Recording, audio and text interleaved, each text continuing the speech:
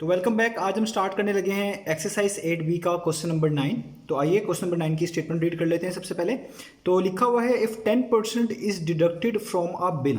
तो एक बिल है और इस बिल से रिलेटेड कोई इन्फॉर्मेशन गिवन नहीं है कि किस तरह का बिल है, किसी भी चीज़ का बिल हो सकता है। तो एक बिल है, उसमें से 10% डिडक्ट किए गए हैं, यानी उस बिल की जो टोटल कॉस्ट थी, जितने का भी वो बिल बना था, जो कि हमें अभी नहीं मालूम, उसमें से 10% डिडक्ट किए गए हैं। डिडक्ट का मतलब है कम किए गए हैं।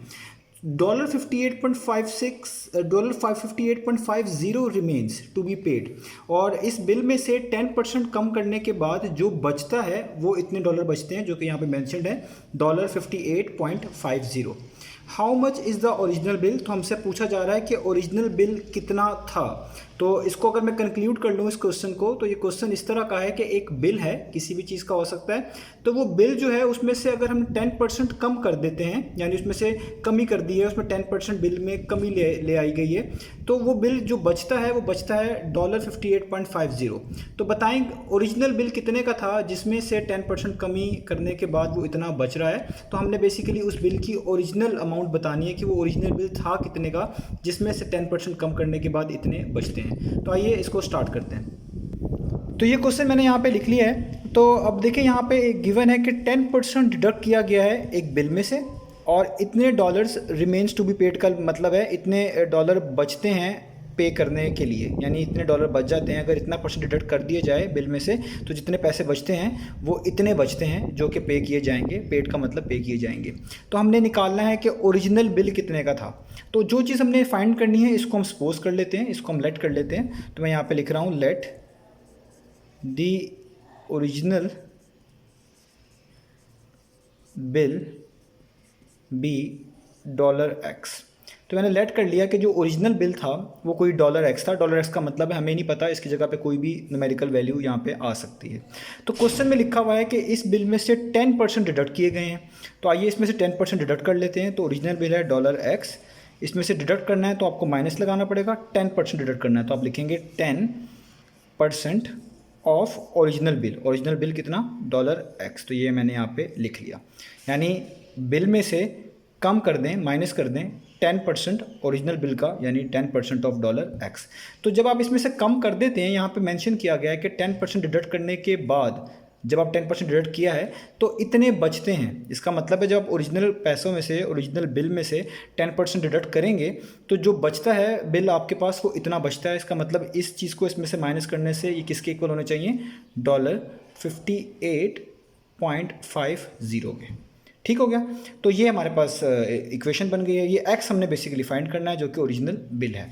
तो यहाँ पे लिखूंगा $X माइनस 10% ऑफ x का मतलब है आपको x का 10% निकालना है। किसी भी दो चीज़ों के दरमियान इस तरह का रिलेशन आए तो आप इस चीज़ को इससे मल्टीप्लाई करते हैं और डिवाइड कर देते हैं 100 से।